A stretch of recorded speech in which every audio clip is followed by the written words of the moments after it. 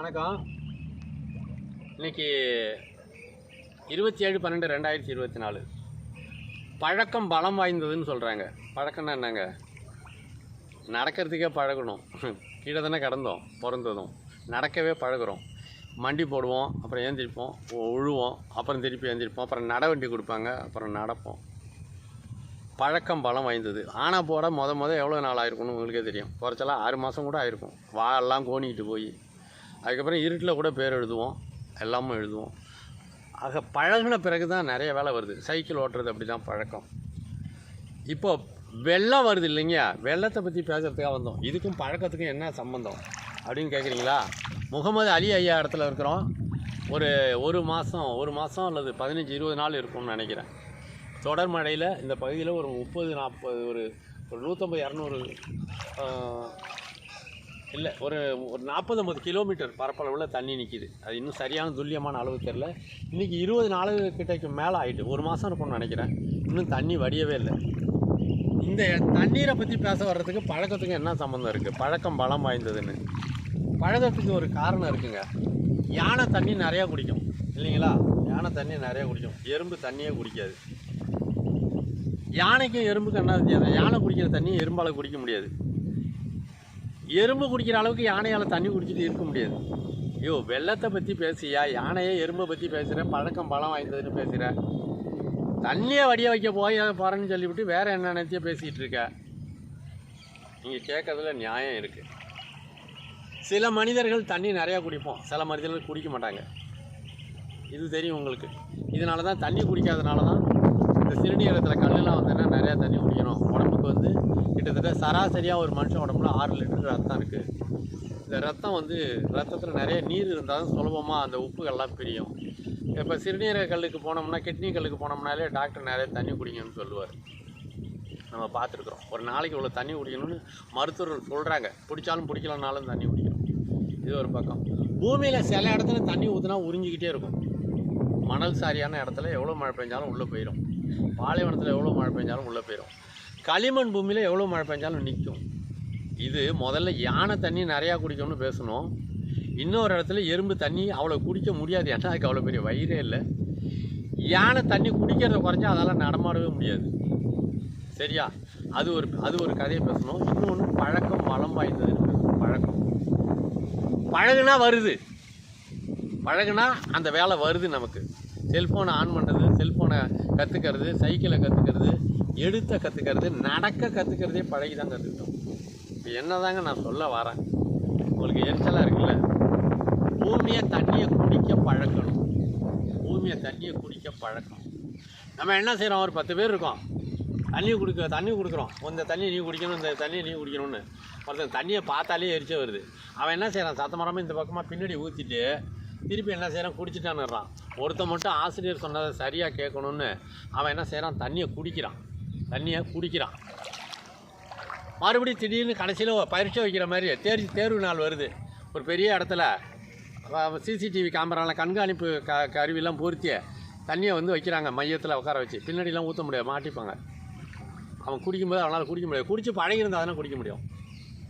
குடித்து பழகணும், சுலபமாக வெற்றி அடைஞ்சிருவான். அவன் இன்னும் கொஞ்சம் அதிகமாக கூட குடித்து பழகிக்கிறோம். அப்போ அதிகமாக தண்ணி குடிக்கிறோம். முதல்ல தண்ணியை குடிக்க பழகிருக்கணும்.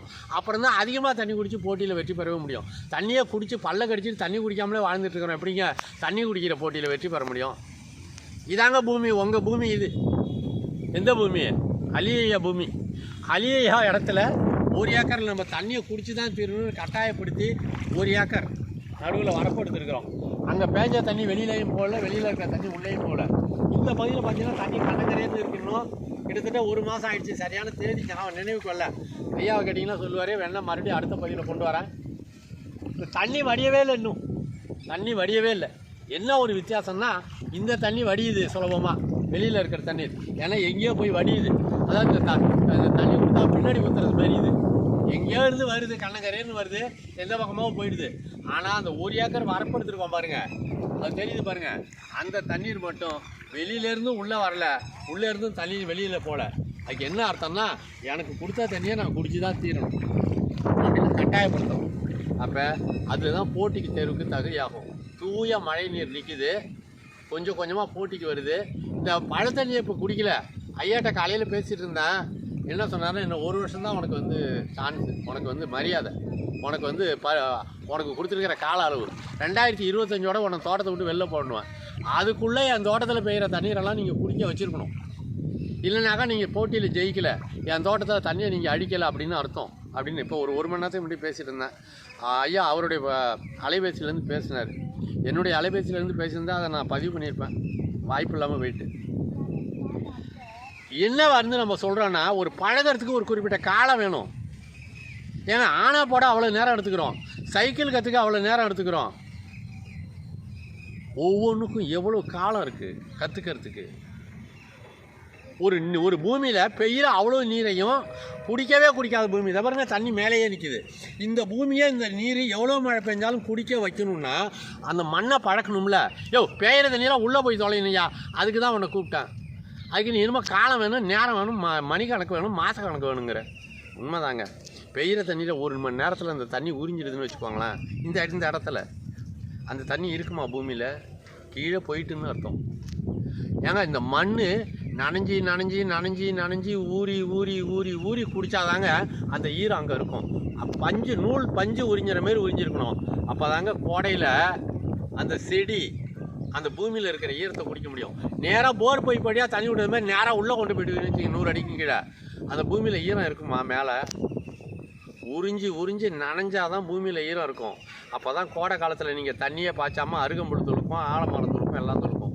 பூமி உறிஞ்சி குடித்த ஈரத்தால் தாங்க, பூமியில் தண்ணீர் ஈரம் இருக்கிறதால தான் மரமட்ட செடியெலாம் உயிரோடு இருக்குது. நம்ம பூமியை தண்ணியை உறிஞ்ச வைக்கிறதே இல்லை, கடத்தி விட்டுடுறோம். அதனால தான் கோடையில் தண்ணி எடுத்து பாய்ச்ச வேண்டியதாக இருக்குது. பூமி உறிஞ்சி உறிஞ்சி குடிச்சிருந்தா அந்த ஈரம் அங்கே இருக்கும். நம்ம தான் பெய்கிற தண்ணீரெல்லாம் கடத்திடுறோமே. சரி, அப்போனா குடிக்க வேண்டியதானே? இப்போ இல்லைங்க, அதுக்கு காலம் வேணும். 2 அடி 3 அடி, ஒரு 5 நிமிஷம் மழை பெஞ்சால் குடிச்சிடும், 1 மணி நேரம் மழை பெஞ்சால் குடிச்சிடும். இன்றைக்கி தமிழ்நாட்டிலே மிக அதிகமாக மழை பெஞ்ச இடம் மரக்காணம், உங்களுக்கே தெரியும். ஆனால் அவ்வளவு தண்ணியாக அவர் தோட்டத்தில் பெய்யுத மழை நீர் மட்டும் அங்கேயே நிற்கிது. பாஸில் போடுங்க. தண்ணி மாத கணக்கில் நின்று நீரில் முளைக்கிற நீர் பாசியே முளைச்சிட்டுங்க. நீரில் முளைக்கிற நீர் பாசியை எங்கே பாருங்கள், தெரியுதா பாருங்கள் கேமராவில்? இங்கே பாருங்கள், நீரில் முளைக்கிற நீர் பாசியை கிளம்பிட்டு பாருங்கள். இங்கே பாருங்கள், அவ்வளோ ஈரம், தண்ணி உள்வாங்கலை.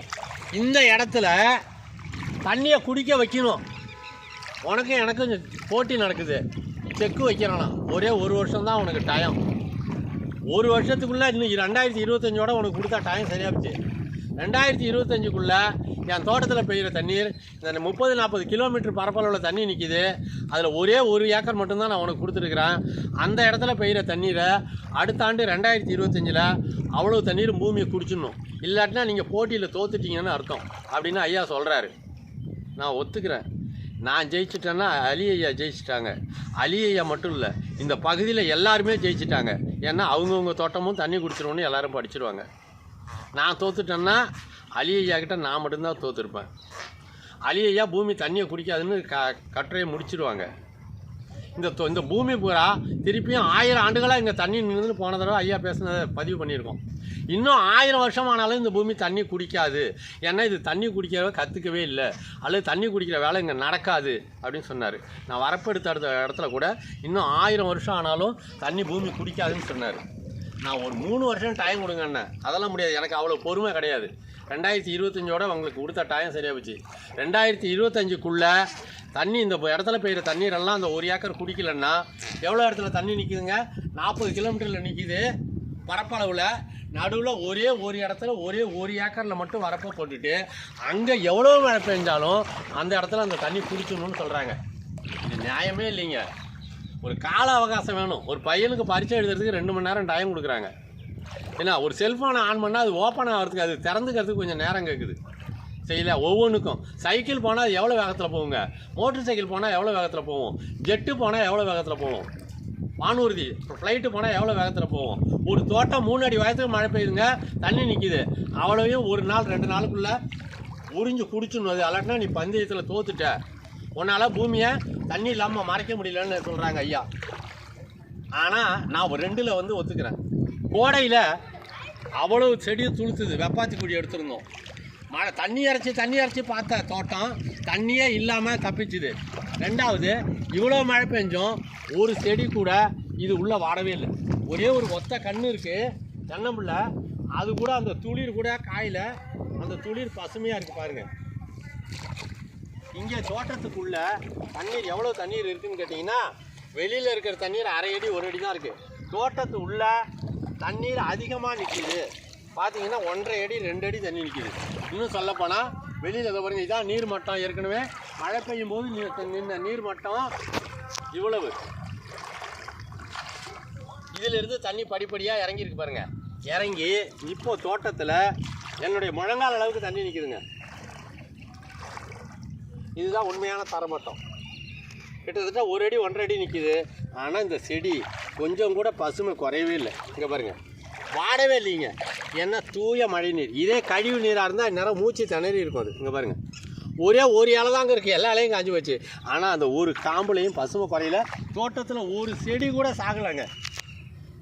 இவருடைய நோக்கம், நான் இப்போ என்ன செய்கிறேன், அவரை சமாதானப்படுத்த நான் என்ன சொல்ல வரேன்னா, இந்த தண்ணீரை எடுத்து குடிச்சு பாருங்கள். சுத்தமான மழை தண்ணி மொண்டு குடிக்கலாம். பக்கத்தில் இருக்கிற தண்ணி நீங்கள் நடந்து போனாலே கொசு மேய்ஞ்சிரும். அவ்வளோ கொசு மேய்து கண்ணங்கரேன்னு இருக்குது. முதல்ல உங்கள் பயிருக்கு நீங்கள் எதுக்காக ஆசைப்படுறீங்க தோட்டத்தில் தண்ணி வடியணுன்னு? பயிர் செத்து போகக்கூடாது, அதுக்கு உத்தரவாதம் கொடுத்தாச்சு. ரெண்டாவது, அடுத்த கோடையில் நீங்கள் தண்ணியே பாய்ச்ச வேணாம். போன கோடையிலே தண்ணியே பாய்ச்ச வேணாம் அப்படின்ட்டு தண்ணியெல்லாம் வடித்து விட்டோம். வாட்டர் டியூப்லாம் பிடுங்கி போட்டோம். தண்ணியே பாய்ச்சாமல் தான் போன கோடையில் இவ்வளோ மரத்தையும் காப்பாற்றணும். தண்ணீரை நீங்கள் எடுக்கலை, தண்ணீரை பாய்ச்சலை. ரெண்டாவது, பெய்கிற தண்ணீர் அவ்வளோ நிற்கிது, உங்கள் தோட்டத்தில் இருக்கிற பயிர் சாகலை. மூணாவது உத்தரவாதம், இந்த பூமியை நீர் உறிஞ்சிற அளவுக்கு அனுமதிக்கணும்.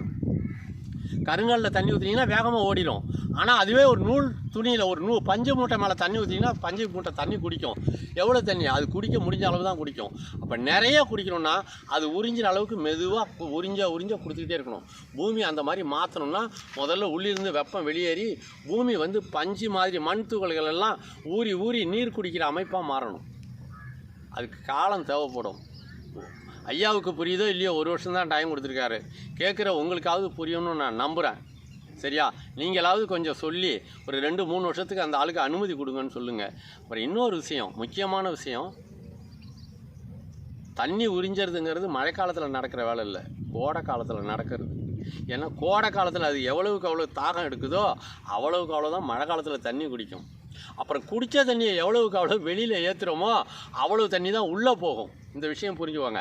நீங்கள் தண்ணி நிறையா குடிச்சிங்கன்னா அந்த தண்ணீர் வெளியேறினா மறுபடியும் உங்களுக்கு தாகம் எடுக்கும், அவ்வளோ தண்ணீர் தேவைப்படும். நீங்கள் தண்ணியை குடிக்கலைன்னா உங்கள் உடம்புலேருந்து எப்படி தண்ணீர் வெளியேறாதில்ல. இப்போ உங்களால் தண்ணி குடிக்கணுன்னாலே குடித்த நீர் வெளியேறின பிறகு தான் தண்ணீர் தேவைப்படும் உங்களுக்கு. அது மாதிரி முதல்ல தண்ணியை குடிக்க வைக்கணும், தண்ணீர் குடிக்க பழகணும், அப்புறம் அந்த தண்ணீர் செலவாகிடணும். அப்போ கோடையில் இந்த பகுதியிலேருந்து மிகப்பெரிய அளவில் பக்கத்துலலாம் இவ்வளோ தண்ணீர் பூமி உறிஞ்சலை எல்லாம் வெட்டி விட்டுட்டாங்க. இது மட்டும்தான் மிக அதிகமான அளவில் தண்ணீரை புடிவாதமாக குடிக்குது. கோடையில் வெப்பாத்தி குடி எடுக்கும்போது அவ்வளோ தண்ணீரும் ஆவி ஆகும். அப்போ அடுத்த வருஷம் தண்ணீர் குடிக்க மண் பழகும்.